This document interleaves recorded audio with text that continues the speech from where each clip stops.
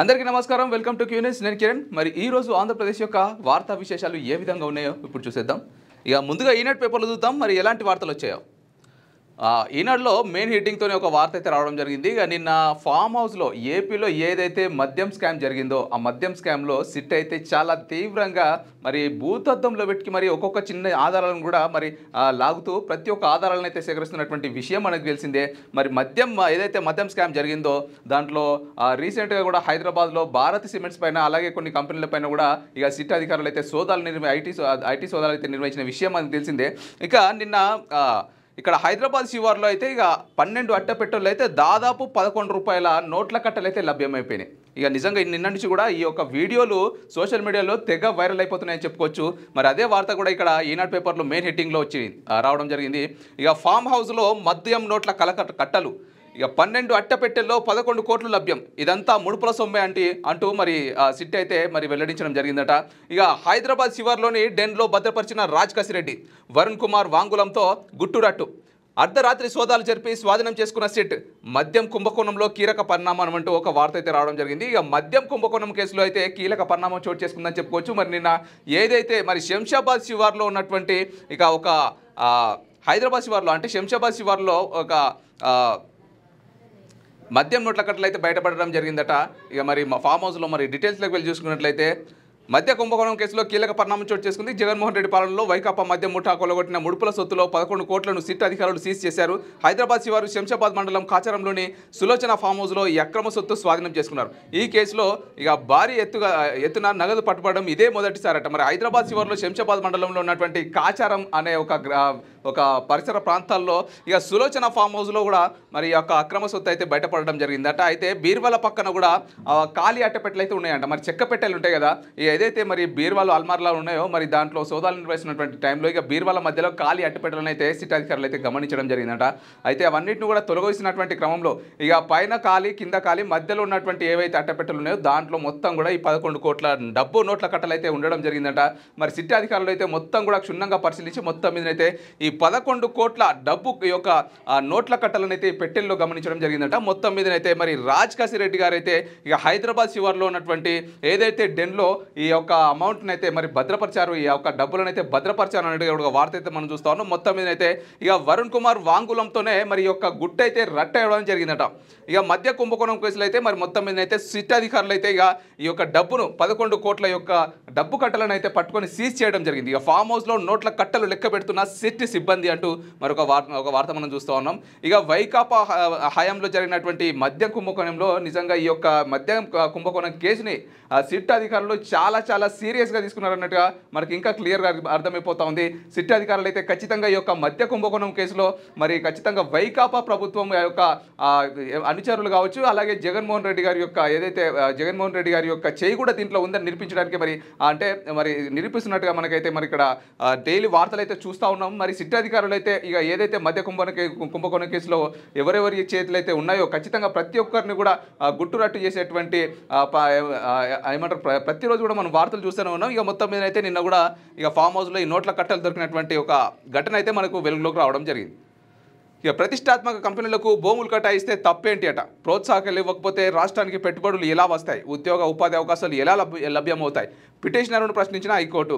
మరి రాష్ట్రాభివృద్ధి ఆదిలోనే ఉన్నందున భూములు ఎంతవరకు ఇస్తున్నారో చూడకూడదు. ఇక టీసీఎస్ ఏర్పాటుతో 12,000 ఉద్యోగ అవకాశాలు ఆ సంస్థకు భూ కేటాయింపు నిలిపివేసేలా ఇప్పుడు ఉత్తర్వులు ఇవ్వలేమంటూ మరొక వార్త మనం చూస్తున్నాం. ఇక మరి టీసీఎస్ అయితే ఏర్పాటు చేయాలని చెప్పేసి అయితే మరి ఆంధ్రప్రదేశ్ ప్రభుత్వం అయితే అక్కడ పెట్టుబడులు పెట్టేటువంటి నేపథ్యంలో ఇక పలు కంపెనీలు అయితే ఆహ్వానిస్తున్నటువంటి విషయం మనకు తెలిసిందే. అయితే టీసీఎస్కు భూ కేటాయింపును అయితే నిలిపివేయాలని చెప్పేసి అయితే ఏదైతే ఉత్తర్వులు జారీ చేయడం జరిగిందో పిటిషన్ అయితే వేయడం జరిగిందో ఇక హైకోర్టు అయితే మరి హైకోర్టు ఆ పిటిషనర్ ఎవరైతే వేశారో ఆ పిటిషనర్ని అయితే హైకోర్టు ప్రశ్నించడం జరిగిందట. మరి భూములు ఇవ్వకపోతే టీసీఎస్ ఏర్పాటుతో ఇక ఉద్యోగ అవకాశాలు ఎలా వస్తాయి, మరి ఖచ్చితంగా ఈ యొక్క ఏదైతే టీసీఎస్ సంస్థకు భూ కేటాయింపు విషయంలో మేము ఉత్తర్వులు అయితే జారీ చేయలేము, చేయలేము, ఏదైతే మీరు పిటిషన్ వేశారో దానికి అనుగుణంగా మరి భూములు ఇవ్వద్దు అంటూ మేమైతే ఉత్తర్వులు జారీ చేయలేమంటూ మరి హైకోర్టు కూడా ప్రశ్నించడం జరిగిందంటూ ఇక్కడ ఒక వార్త అయితే మనం చూస్తా ఉన్నాం. ఇక ప్రోత్సాహకాలు ఇవ్వకపోతే రాష్ట్రానికి పెట్టుబడులు కంపెనీలు ఎలా వస్తాయని పిటిషనర్ను హైకోర్టు సూటిగా ప్రశ్నించింది. మరి పెట్టుబడులు ఎట్లా వస్తాయి, మరి కంపెనీలు కూడా ఖచ్చితంగా పెట్టుబడులు పెట్టాలంటే ఏదో ఒకటి ఖచ్చితంగా ఒక బ్రాండ్ అనేది క్రియేట్ చేసుకోవాలి. కాబట్టి మరి టీసీఎస్ అనేది one of the most IT company కాబట్టి మరి టీసీఎస్కి పెట్టుబడులు టీసీఎస్ అక్కడ సంస్థ నిర్మితం అయితే ఇక పలు కంపెనీల యొక్క చూపు కూడా ఆంధ్రప్రదేశ్ ప్రభుత్వం ఆంధ్రప్రదేశ్ రాష్ట్రం పైన పడుతుంది. ఇక తద్వారా మిగతా కంపెనీలు అన్నీ కూడా పెట్టుబడులు పెట్టడానికి ముందుకు వస్తాయి. కాబట్టి మరి ఉద్యోగ అవకాశాలు లభించేటువంటి అవకాశాలు ఉంటాయి. ఇక ఏదైతే స్టూడెంట్స్ నిరుద్యోగులు ఉన్నారో వాళ్ళందరూ కూడా ఉద్యోగ అవకాశాలు లభించేటువంటి అవకాశాలు ఖచ్చితంగా ఉంటాయి. కాబట్టి మేమైతే మరి మీరు ఇచ్చినటువంటి పిటిషన్కి ఇక ఉత్తర్వులు అంటే మీకు ఇచ్చినటువంటి పిటిషన్కి సపోర్ట్గా ఉత్తర్వులు అయితే జారీ చేయలేం, ఖచ్చితంగా భూ కేటాయింపు జరగాల్సిందే టీసీఎస్కి అన్నట్టుగా మరి ఇక్కడ హైకోర్టు అయితే ఎవరైతే పిటిషన్ వేశారో వాళ్ళని అయితే ప్రశ్నించడం జరిగిందంటూ మనం ఇక్కడ ఒక వార్త అయితే మనం చూస్తున్నాం. ఇక జిఎస్ఎల్వి వాహన నౌక నిన్న సాయంత్రం అయితే శ్రీహరికోట నుండి అయితే ప్రయోగించడం జరిగింది. మరి జిఎస్ఎల్వి నౌకనైతే మరి రాకెట్ అయితే మరి సక్సెస్ఫుల్గా దూసుకెళ్తున్నట్టుగా మనకైతే అర్థమైపోతుంది. మరి అదే దానికి సంబంధించినటువంటి ఒక వార్త ఇక్కడ జంటగా తొలి విజయం, ఇక జిఎస్ఎల్వి F-16 ప్రయోగం సక్సెస్, నిర్దేశిత కక్షలోకి నైసార్ ఉపగ్రహం నింగిలోకి దూసుకెళ్తున్న జిఎస్ఎల్వి వాహన నౌక అంటూ మరొక వార్త మనం చూస్తూ ఉన్నాం. ఇక మొత్తం మీద అయితే మరి జిఎస్ఎల్వి F-16 యొక్క నౌక అయితే చాలా విజయవంతంగా సక్సెస్ఫుల్గా మరి నింగిలోకి దూసుకెళ్ళింది అంటూ ఇక్కడ ఒక వార్త అయితే మనం చూస్తూ ఉన్నాం. ఇక నిన్ననైతే మరి ప్రపంచ దేశాల యొక్క చూపు అయితే మరి మన భారతదేశం పైన అయితే నిన్న పడిందని చెప్పుకోవచ్చు. మొత్తం మీద అయితే నిన్న జిఎస్ఎల్వి F-16 యొక్క రాకెట్ ప్రయోగం ఏదైతే చేస్తున్నటువంటి నేపథ్యంలో ఇక చాలా ఉత్కంఠ నెలకొందని చెప్పుకోవచ్చు. నిన్న సాయంత్రం అందరూ కూడా లైవ్లు పెట్టుకొని చూస్తూ ఉన్నారు. ఇక మొత్తం మీద జిఎస్ఎల్వి F-16 యొక్క రాకెట్ ప్రయోగం గురించి చాలా పోస్టులు అయితే సోషల్ మీడియాలో నిన్న నుంచి కూడా ట్రెండ్ అవుతా ఉంది. మరి ప్రయోగవంతం అవుతుందా లేదా, మరి రాకెట్ ప్రయోగించడం ఒక ఎత్తు అయితే దాన్ని విజయం పొందడం అంటే అది సక్సెస్ఫుల్గా నింగిలోకి తీసుకెళ్లడం అయితే ఇంకో ఎత్తు అనమాట. మరి అది సక్సెస్ అవుతేనే పలు పరిశోధనలకైతే మనకైతే తావు దొరుకుతుందని చెప్పుకోవచ్చు. ఇక మొత్తం మీదనైతే జిఎస్ఎల్వి 16 రాకెట్ ప్రయోగం అయితే చాలా విజయవంతమైనట్టు మనకి ఇక్కడ ఒక వార్త అయితే రావడం జరిగింది. నిజంగా ఇది చాలా సంతోషించదగ్గ విషయం అని చెప్పుకోవచ్చు. ఇక భారతదేశం నిజంగా మరి ఇలాంటి రాకెట్ ప్రయోగించడం అయితే నిజంగా అభినందనీయమని చెప్పుకోవచ్చు.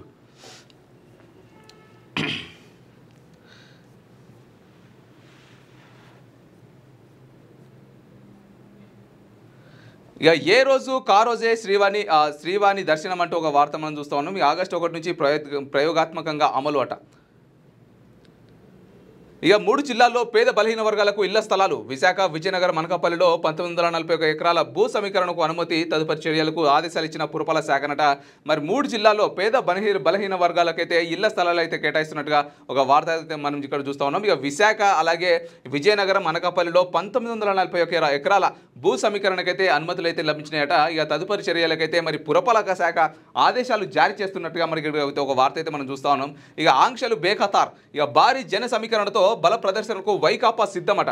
నేడు నెల్లూరు జిల్లాలో ఇక జగన్ పర్యటన, జైలులో కాకాని గోవర్ధన్ రెడ్డితో ములాఖాత్ అంటూ మరి ఇక్కడ ఒక వార్త మనం చూస్తూ ఉన్నాం. ఇక మరి సో ఇక్కడ ఇంకో వార్త చూసుకున్నట్లయితే మరి ఏపీ సీఎం చంద్రబాబు గారు అయితే ఇక సింగపూర్లో పర్యటిస్తున్నటువంటి విషయం మనకు తెలిసిందే.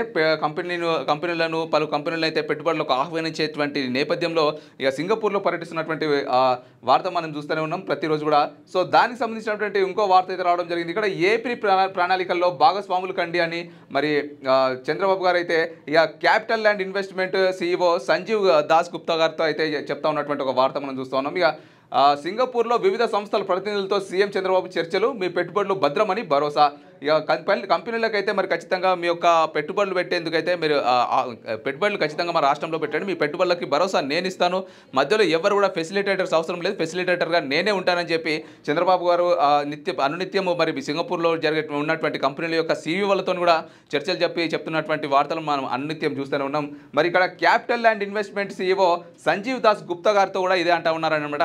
మరి మా యొక్క ఏపీలో ఖచ్చితంగా మీ పెట్టుబడులు పెట్టండి, మీ పెట్టుబడులకు నేను భరోసా ఇస్తాను, ఖచ్చితంగా నన్ను నమ్మి పెట్టుబడులు పెట్టండి అని చెప్పి మరి అక్కడ మాట్లాడుతున్నటువంటి ఒక వార్త అయితే మనం ఇక్కడ చూస్తూ ఉన్నాం. ఇక 4 రోజులు 26 కార్యక్రమాలు సింగపూర్లో బిజీగా గడిపిన చంద్రబాబు. పలు సంస్థల ప్రతినిధులతో సమావేశాలు, రాష్ట్రానికి చేరుకున్న సీఎం.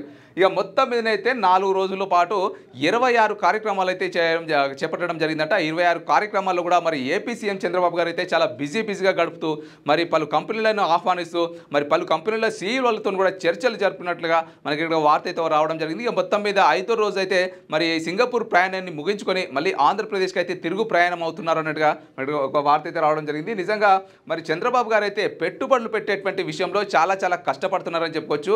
మనం ప్రతిరోజు కూడా అనునిత్యం మనం వార్తలు అయితే చూస్తూ ఉన్నాం. మరి కంపెనీలు పెట్టుబడులు పెట్టాలని చెప్పి కృషి చేస్తున్నటువంటి చంద్రబాబు గారి యొక్క కళ సాకారం కావాలని చెప్పి మరి అలాగే ఏపీలో చాలా పెద్ద కంపెనీలు ఖచ్చితంగా పెట్టుబడులు పెట్టాలని చెప్పి అయితే మనమైతే కోరుకుందాం. మరి ఏపీ సీఎం గారు చేపడుతున్నటువంటి ఏదైతే ఈ యొక్క కార్యక్రమం ఉందో మరి విజయవంతం కావాలి. అలాగే తద్వారా ఏమైపోతుందంటే ఇక ఆంధ్రప్రదేశ్లో ఉన్నటువంటి ఎవరైతే చదువుకున్నటువంటి వాళ్ళు ఉంటారో, నిరుద్యోగులు ఉంటారో, మరి ఇక చదువు పూర్తి కానటువంటి విద్యార్థులు ఉంటారో వాళ్ళందరికీ కూడా ఇక విదేశాలకు కానీ లేదంటే మరి అక్కడ నుండి కూడా ఇప్పుడు ఆంధ్రప్రదేశ్ నుండి కూడా తెలంగాణకి, హైదరాబాద్లో పలు కంపెనీలు ఉన్నాయని చెప్పి హైటెక్ సిటీలో చాలామంది ఆంధ్ర వాళ్ళే ఉంటారనమాట.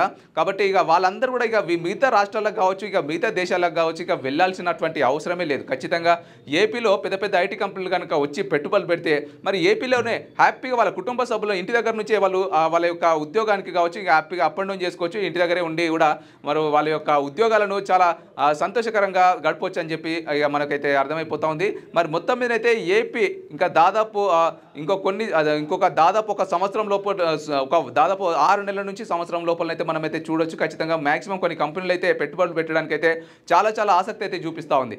ఇప్పటికే కొన్ని కంపెనీలు కూడా పెట్టుబడులు పెట్టాయి.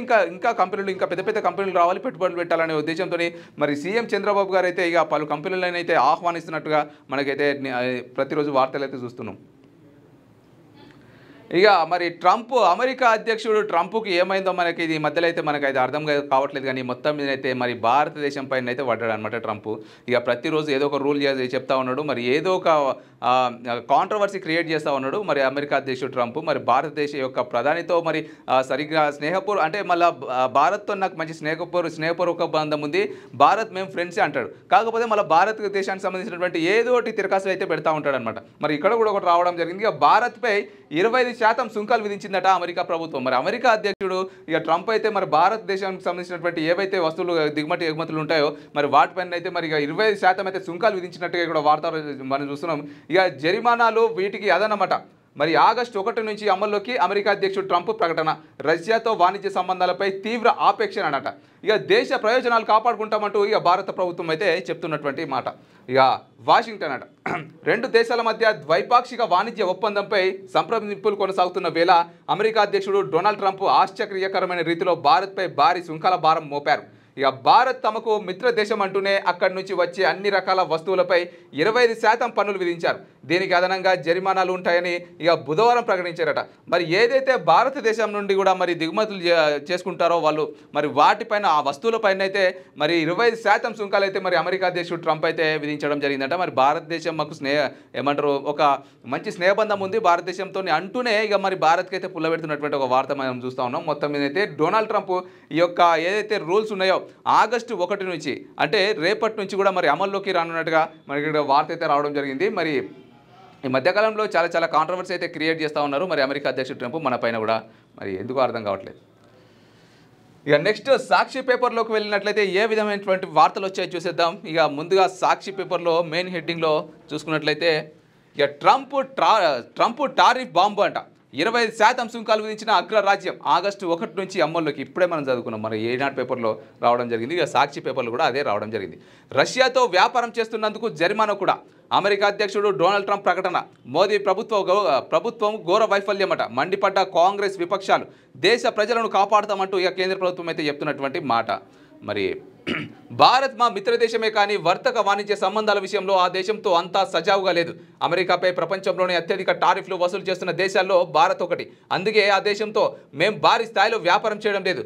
భారత్తో అమెరికాకు వర్తక లోటు ఉంది. రష్యా నుంచి భారీగా చమురు ఆయుధాలు కొనుగోలు చేస్తున్నందుకే అదనంగా జరిమానా కూడా విధిస్తున్నాం. ఉక్రెయిన్లో జనహననం ఆగాలని ప్రపంచమంతా ఆకాంక్షిస్తోంది. ఇలాంటి సమయంలో అందుకు పాల్పడుతున్న రష్యాతో భారత్ భారీ వాణిజ్య సంబంధాలు నెరుపుతోందట. ఇక మరి రష్యా ఏదైతే మరి భారత్తో అమెరికాకు వర్తక లోటు ఉందట. మరి అమెరికానైతే మరి భారత్ పైన చాలా కక్ష కడుతోందా, మరి లేకపోతే అది ఒక ఏదైతే స్నేహపూర్వక బంధం ఉందని చెప్తున్నటువంటి అమెరికా మరి అది ఒక ఫేక్ ఫ్రెండ్షిపా మనకైతే ఇక్కడ క్లియర్గా అర్థమైపోతోంది. ఇక మొత్తం మీదనైతే మరి చమురు ఆయుధాలు ఇక మరి భారతదేశం రష్యా నుంచి కావచ్చు లేకపోతే విదేశాల నుంచి కొనుగోలు చేసినందుకే మరి ఇదంతా కూడా వర్తక వాణిజ్య సంబంధాల వల్ల కూడా అమెరికా యొక్క అధ్యక్షుడు ట్రంప్ అయితే ఈ నిర్ణయం తీసుకున్నట్టు మనకైతే స్పష్టమవుతోంది. మరి ఉక్రెయిన్లో జనహననం ఆగాలని ప్రపంచమంతా ఆకర్షిస్తోంది. ఇలాంటి సమయంలో అందుకు పాల్పడుతున్న రష్యాతో ఇక భారీ వాణిజ్య సంబంధాలు నెరుపుతోంది అంటూ మరి అమెరికా అధ్యక్షుడు ట్రంప్ అయితే కొన్ని కీలక వ్యాఖ్యలు అయితే చేయడం జరిగింది. ఇక మరి దానికి సంబంధించినటువంటి ఒక వార్త మనం చూస్తున్నాం. అయినా రష్యా నుంచి మరి చమురు ఆయుధాలు అవన్నీ కూడా మనకు ఎక్కడైతే మనకు తక్కువ అంటే మనకు చాలా ఈజీ వే ఉంటుందో మరి దిగుమతులు చేసుకునేందుకు అనుకూలంగా ఉంటుందో అదే దేశం నుంచి మనమైతే మరి దిగుమతి చేసుకుంటాం. ముడి చమురు కావచ్చు ఇక మరి ఏదైతే ఆయుధాలు ఉన్నాయో మరి అవన్నీ కూడా మరి అమెరికా అధ్యక్షుడు మిగతా దేశాలు చెప్పినట్టుగా వింటే మన భారతదేశం యొక్క సొంత విధానం ఎట్టిపోతుంది, మరి మన యొక్క ఓన్ ఒపీనియన్ ఎట్టిపోతుంది. మరి మిగతా దేశాలు చెప్పినట్టుగా వింటే మరి అమెరికా అధ్యక్షుడు ట్రంప్ ఈ టారిఫ్ అనేది విధించాడు అనమాట.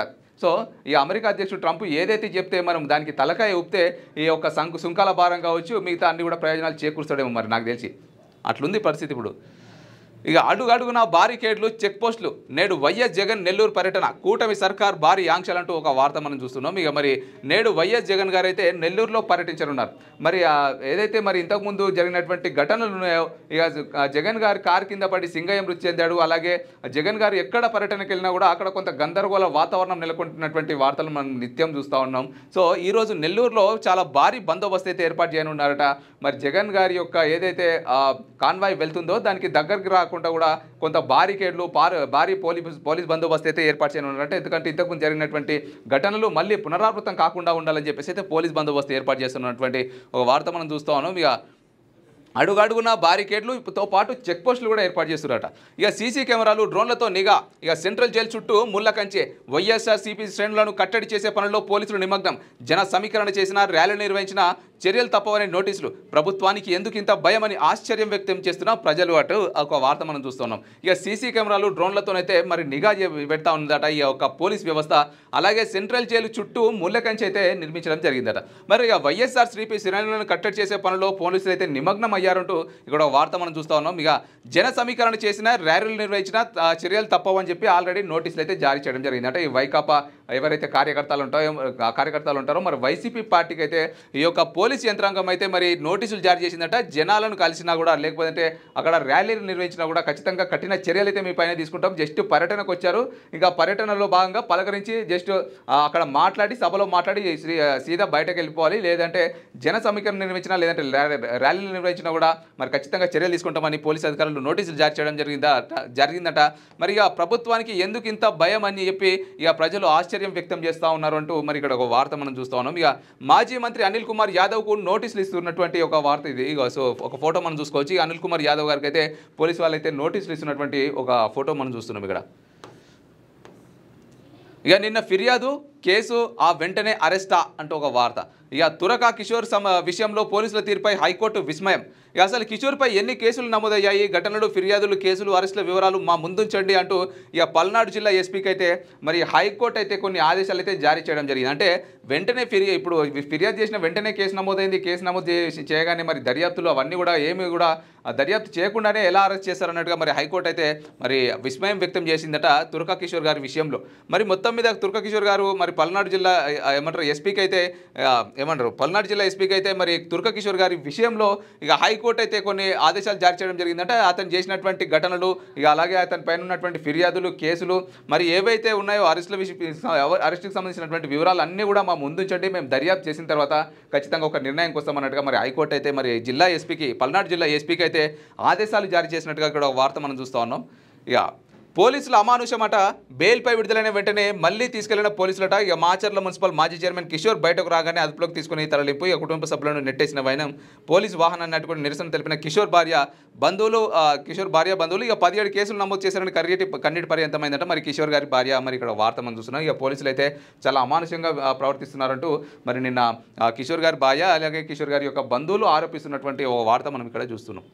ఇక పెట్టుబడులతో రండి, అవకాశాలు అందుకోండి. ఇక ఏపీలోని వివిధ ప్రాజెక్టుల్లో భాగస్వాములు కావాలంటూ సీఎం చంద్రబాబు ఆహ్వానం. మరి సింగపూర్ పర్యటనలో చివరి రోజున పలు సంస్థలు, బ్యాంకు ప్రతినిధులతో భేటీలు. ఇక పర్యటన ముగించుకొని ఉండవల్లి చేరుకున్న సీఎం. ఇక మరి ఏదైతే పెట్టుబడులతో రండి అని, మరి పెట్టుబడులు పెట్టండి అని చెప్పి సింగపూర్కు వెళ్ళడం జరిగిందో అక్కడ దాదాపు 5 రోజుల పాటు కొంత సభలు నిర్వహించి ఆ సభలలో కూడా మరి ఏపీ సీఎం చంద్రబాబు గారు ప్రసంగించి మరి పలు కంపెనీల సీఈఓలను కూడా కలిసి ఆ పలు కంపెనీలకైతే భరోసా ఇచ్చి మా రాష్ట్రంలో పెట్టుబడులు పెట్టండి, మీ యొక్క పెట్టుబడులకు నేను భరోసా అని చెప్తున్నటువంటి వార్తలు మనం చూస్తూనే ఉన్నాం. మరి ఇంతకుముందు కూడా ఈనాడులో రావడం జరిగింది, సాక్షిలో కూడా అదే వార్త జరిగింది. మొత్తం మీద 4 రోజుల పర్యటన ముగించుకొని 5వ రోజు అయితే ఉండవల్లిలో ఉన్నటువంటి సీఎం క్యాంప్ కార్యాలయానికి అయితే మరి ఏపీ సీఎం చంద్రబాబు గారు అయితే మళ్ళీ రిటర్న్ వచ్చేశారు అన్నట్టుగా కూడా వార్త అయితే రావడం జరిగింది. ఇక ఆ షేర్ల బదిలీ అక్రమం, షర్మిలపై వైఎస్ జగన్ కేసులో ఎన్సీఎల్టీ స్పష్టీకరణ. ఇక పాత షేర్ హోల్డింగ్ను పునరుద్ధరించాలంటూ కంపెనీకి ఆదేశాలు. YS Jagan, YS Bharati classic reality షేర్లు పునరుద్ధరించాలి. షేర్ల బదిలీకి పాటించాల్సిన నిబంధనలు ఏవి పాటించలేదు. చెల్లెలికి ఆ కంపెనీలో షేర్లన్నీ ఇవ్వాలనేది వైఎస్ జగన్ ఉద్దేశం. ఆ ఉద్దేశాన్ని లిఖితపూర్వకంగా తెలియజేస్తూ ఎంఓయూ గిఫ్ట్ డీడ్, కేసులు తేలాకి ఆస్తులు బదిలించాలని గిఫ్ట్ డీడ్ను పూర్తి చేయలేదు అంటూ ఇక్కడ ఒక వార్త మనం చూస్తూ ఉన్నాం. ఇక ఆ షేర్ల బదిలీ అయితే చాలా అక్రమం అంటూ ఇక్కడ ఒక వార్త మనం చూస్తున్నాం. ఇక షర్మిలపై వైఎస్ జగన్ కేసులో ఎన్సీఎల్టీ స్పష్టీకరించిందట. ఇక పాత షేర్ హోల్డింగ్లు అయితే పునరుద్ధరించాలని చెప్పి ఆ కంపెనీకి అయితే ఆదేశాలు జారీ చేయడం జరిగిందట. అలాగే YS Jagan, YS Bharati classic reality షేర్లను కూడా పునరుద్ధరించాలని చెప్పేసి అయితే మరి ఆదేశాలు జారీ చేయడం జరిగిందట. ఇక షేర్ల బదిలీకి అయితే పాటించాల్సినటువంటి నిబంధనలు ఏవి కూడా పాటించట్లేదు అని చెప్పి కూడా మరి ఆదేశాల్లో ఉందట. మరి చెల్లెలికి ఆ కంపెనీలో షేర్లన్నీ ఇవ్వాలనేది వైఎస్ జగన్ ఉద్దేశం అట. ఆ ఉద్దేశాన్ని లిఖితపూర్వకంగా తెలియజేస్తూ ఎంఓయూ గిఫ్ట్ డీడ్ అట. మరి కేసులు తేలాకి ఆస్తులు బదిలించాలంటే గిఫ్ట్ డీడ్ను పూర్తి చేయాలట. మరి చెల్లెలు కూడా ఏవైతే కంపెనీలు ఉన్నాయో జగన్ గారి కంపెనీలు, దాంట్లో ఖచ్చితంగా ఆ షేర్లన్నీ కూడా ఇవ్వాలని చెప్పి జగన్ గారి యొక్క ఉద్దేశం అంట. దానిపైన కూడా ఎంఓయూ గిఫ్ట్ డీడ్ అయితే రాయడం జరిగిందట. ఆ గిఫ్ట్ డీడ్ను ఏదైతే కేసులు ఉన్నాయో మరి కేసులు అన్నీ కూడా తేలిన తర్వాతనే ఆ యొక్క ఆస్తులకు బదలాయింపులకు సంబంధించినటువంటి గిఫ్ట్ డీడ్ని పూర్తి చేయాలని చెప్పేసి అయితే ఇన్ని రోజులు ఆగడం జరిగిందంటూ మరి ఇక్కడ ఒక వార్త అయితే మనం చూస్తూ ఉన్నాం. మరి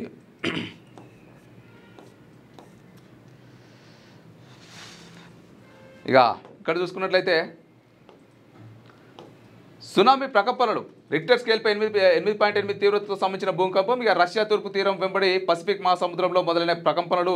రష్యా, జపాన్, అమెరికా హవాయ్ తీరాలను తాకిన భీకర సునామీ అలలు అట. ఇక రాకాసి అలలు విరుచుకుపడుతున్న రష్యాలోని సివిరో కురిల్స్క్ పట్టణం. మరి రష్యాలో భూకంపం అయితే రావడం జరిగింది. భూకంపం సామాన్యంగా భూమి మీద వస్తే అది వేరు, ఇక సముద్రంలో వచ్చిందంటే ఇక ప్రళయం అని చెప్పుకోవచ్చు. మొత్తం మీద రష్యాలో ఏదైతే భూకంపం దాకిడితో పెద్ద పెద్ద భవనాలు, పెద్ద పెద్ద ఫ్యాక్టరీలు కుప్పగూలినటువంటి వార్తలు నిన్న చూసినాం.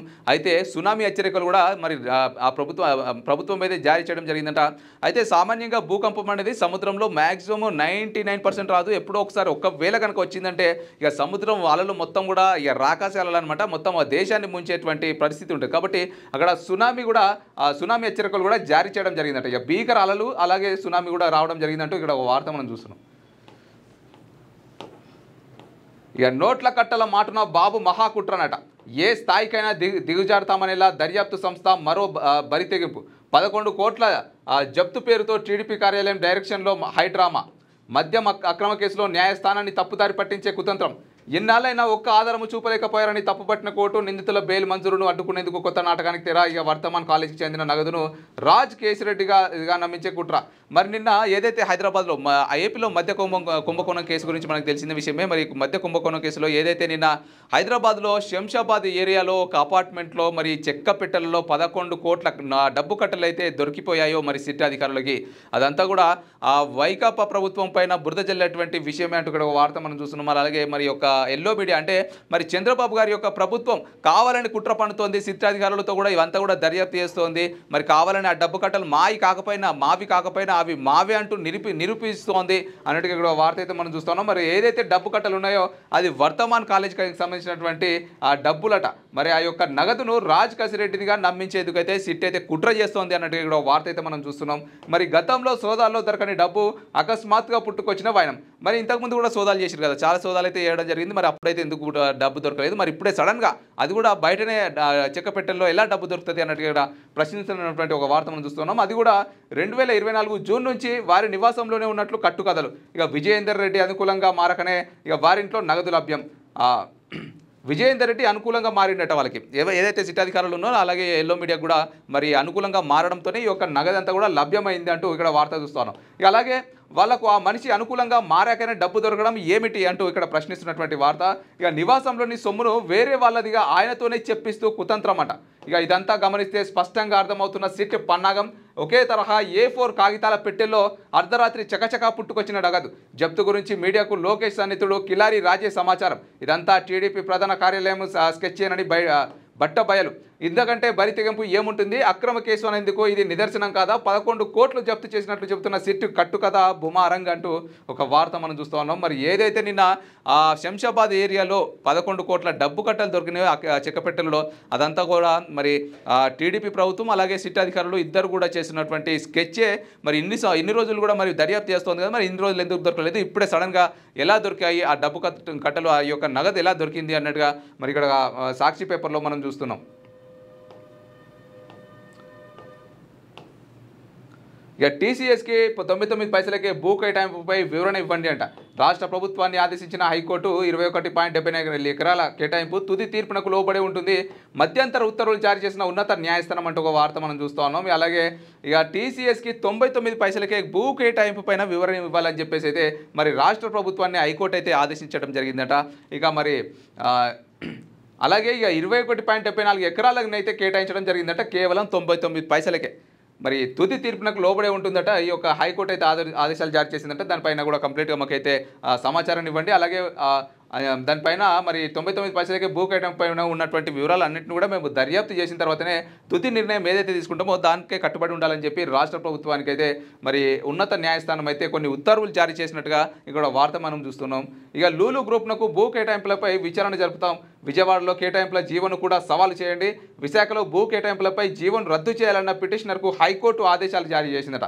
మళ్ళీ ఏదైతే లూలు మాల్ ఏర్పాటు చేస్తున్నారో ఏపీలో మరి ఆ లూలు మాల్కు సంబంధించినటువంటి భూ కేటాయింపులపైన కూడా ఖచ్చితంగా విచారణ జరుపుతామని చెప్పి హైకోర్టు అయితే ఆదేశాలు జారీ చేసిందట. ఎవరైతే పిటిషనర్ ఉంటారో వాళ్ళకైతే మరి ఆ పిటిషనర్కి అయితే మరి ఆదేశాలు జారీ చేసినట్టుగా కూడా వార్త మనం చూస్తూ ఉన్నాం. ఇక విశాఖలో భూ కేటాయింపులపైన కూడా ఆ యొక్క జీవోను అయితే ఖచ్చితంగా రద్దు చేయాలని చెప్పి పిటిషనర్కి అయితే హైకోర్టు అయితే ఆదేశాలు జారీ చేసిందట.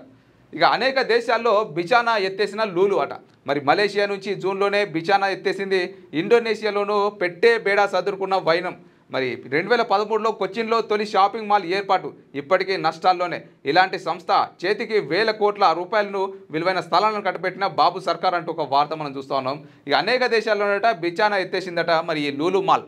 మరి అలాగే ఇక మలేషియా నుంచి జూన్లోను ఇక బిచానా ఎత్తేసిందట. మళ్ళీ అలాగే ఇండోనేషియాలో కూడా పెట్టబేడం కూడా చదువుకొని వెళ్ళిపోయిందట. మరి ఇండోనేషియాలో కూడా లూలు మాల్స్ ఉన్నాయి, అలాగే మరి మలేషియాలో కూడా లూలు మాల్స్ ఉన్నాయి. ఇవన్నీ కూడా జూన్లోనే ఎత్తేసిందట.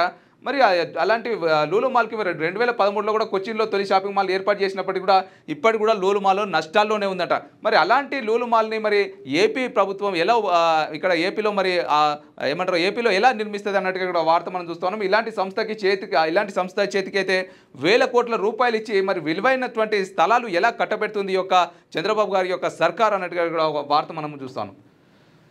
ఇక నెక్స్ట్ ఏబిఎన్ ఆంధ్రజ్యోతికి వెళ్ళినట్లయితే ఎలాంటి వార్తలు వచ్చి చూద్దాం. ఇక మరి ఏబిఎన్ ఆంధ్రజ్యోతిలో మెయిన్ హెడ్డింగ్లో భారత్పై 20% సుంకం, రష్యా నుంచి ఆయుధాలు చమురుకుంటున్నందుకు జరిమానా కూడా, సుంకాల అమలు రేపటి నుంచే, ఈసారి గడువు పొడిగించే ప్రసక్తి లేదు. ఇండియా మాకు మిత్ర దేశమే అయినా భారీ సుంకాలు వేస్తోంది. ఇక ట్రంప్ మరి తాజా సుంకాల ప్రభావాన్ని పరిశీలిస్తున్నాం కేంద్ర ప్రభుత్వం వర్గాల వెల్లడి. ఇక రెండు దేశాలకు లాభదాయకమైన ఒప్పందం కుదురుతుందని ఆశాభావం. మోదీ ట్రంప్ మధ్య స్నేహంతో ప్రయోజనం లేదని తేలింది అంటూ విపక్షాలు చెప్తా ఉన్నారు.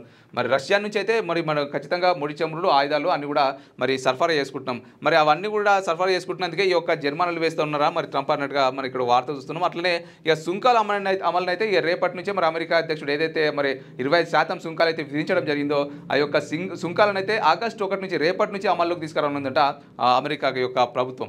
మరి అలాగే ఇండియాకు మిత్ర దేశం అయినప్పటికీ కూడా మరి భారీ సుంకాలు వేస్తోందట మన భారతదేశం అని చెప్పి ఇక ట్రంప్ అయితే మన పైన కొన్ని విమర్శలు చేస్తూ ఉన్నాడు, కొన్ని ఆరోపణలు అయితే చేస్తూ ఉన్నాడు.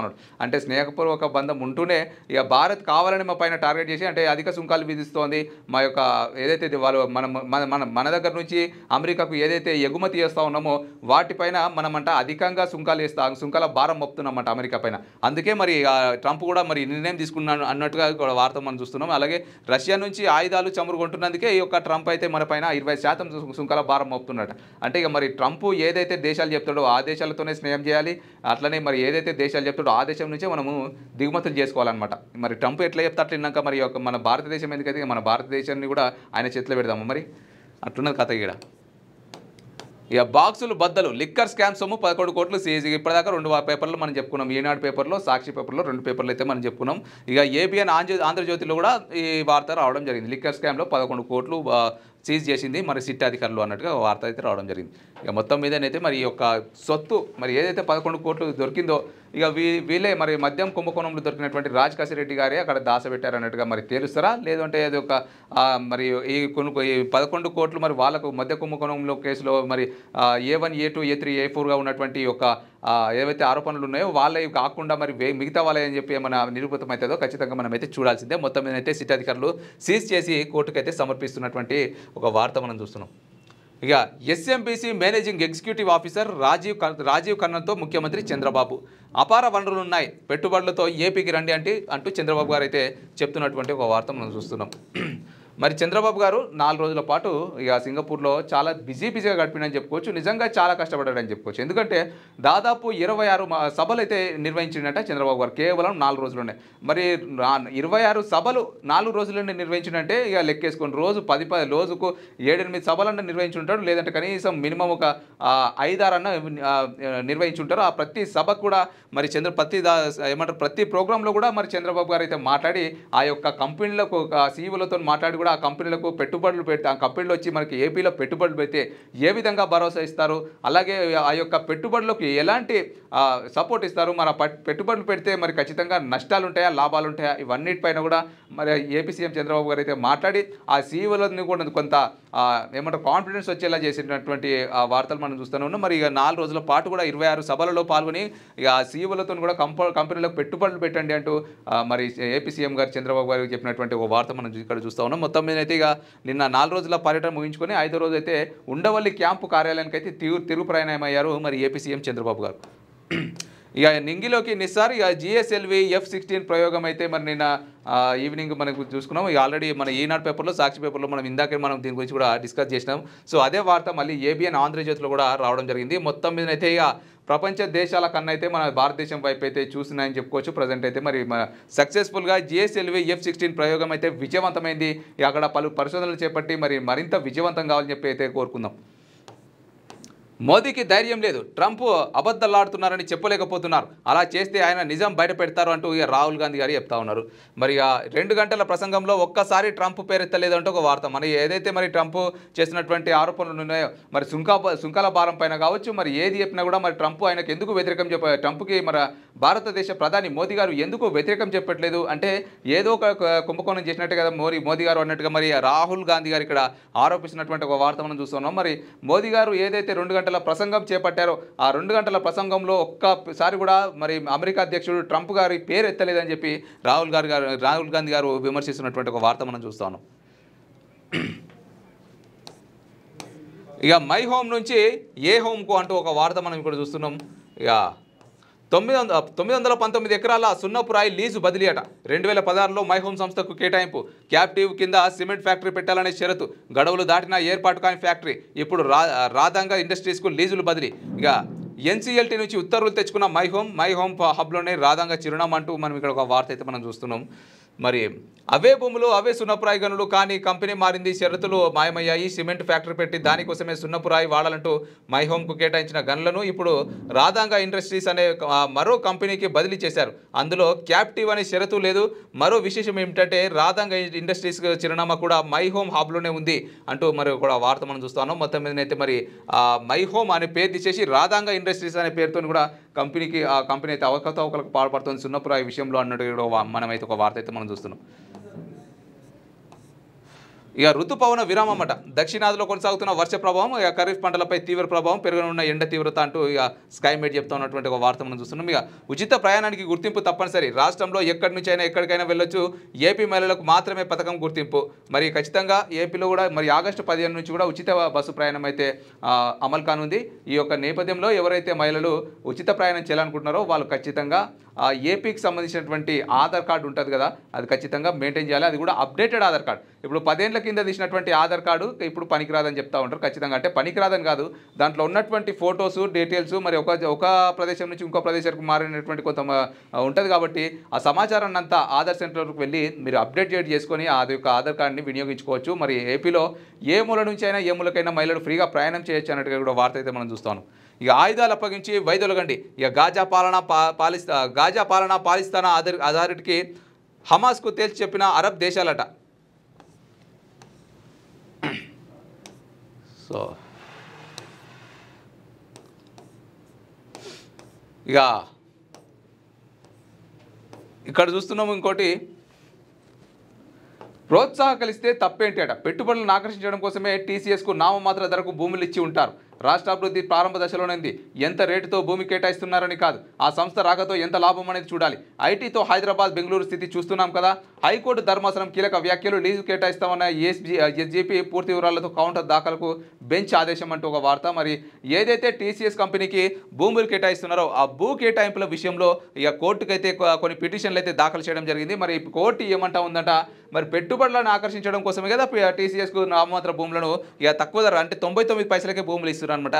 మరి 99 పైసలకు భూములు ఎందుకు ఇస్తారు? పెట్టుబడులు పెట్టేందుకే కదా, పెట్టుబడులను ఆకర్షించేందుకే కదా ప్రభుత్వం అని చెప్పి. అలాగే రాష్ట్ర అభివృద్ధి యొక్క ప్రారంభ దశలో ఉంది కాబట్టి ఇక అభివృద్ధి చేయడానికే కదా మరి ఆ భూములు ఇస్తుందంటూ మరి ఒక కోర్టు అయితే మరి పిటిషన్ ఎవరైతే పిటిషన్ వేయడం జరిగిందో ఆ పిటిషన్ దారులకైతే మరి కౌంటర్ సవాల్ చేస్తున్నటువంటి అంటే ప్రశ్నిస్తున్నటువంటి ఒక వార్త అయితే మనం చూస్తూ ఉన్నాం. మొత్తం ఏదైతే ఇక రాష్ట్రానికి పెట్టుబడులను ఆకర్షించేందుకు ప్రోత్సాహకాలు ఇస్తే తప్పేముంది అని హైకోర్టు ధర్మాసనం ప్రశ్నించింది. టాటా కన్సల్టెన్సీ సర్వీస్ లాంటి ప్రతిష్టాత్మక సంస్థను ఆకర్షించేందుకు నామమాత్రపు రేటుతో భూమిని కేటాయించి ఉండొచ్చు అని పేర్కొంది. టీసీఎస్ 1170 కోట్ల పెట్టుబడితో 12,000 ఉద్యోగాలు కల్పిస్తుందని ప్రభుత్వ ఉత్తర్వులో ఉందని గుర్తు చేసింది. మరి టీసీఎస్ వస్తే దాదాపు 1370 కోట్లతో కూడా 12,000 ఉద్యోగాలు అంటే మామూలు విషయం అయితే కాదు. మరి 12,000 ఉద్యోగాలు అన్ని రాష్ట్రాల కంటే కాదు, కేవలం ఒక్క ఏపీలోనే ఉన్నటువంటి ఈ యొక్క రాష్ట్ర ప్రజలకే అనమాట. కాబట్టి మరి అక్కడ కోర్టు కూడా ఏమని ప్రశ్నిస్తుంది అంటే మరి 12,000 ఉద్యోగాలు వస్తున్నాయి కాబట్టి ఖచ్చితంగా రాష్ట్ర ప్రభుత్వం దానికి 99 పైసలకే భూ కేటాయింపు అంటే భూమిగులు ఇవ్వడం మాత్రం తప్పేం కాదు అన్నట్టుగా మరి కోర్టు ఇక వాళ్ళకు ప్రశ్నిస్తున్నటువంటి ఏదైతే పిటిషన్ వేశారో వాళ్ళకైతే మరి ప్రశ్నిస్తున్నటువంటి ఒక వార్త అయితే మనం చూస్తూ ఉన్నాం.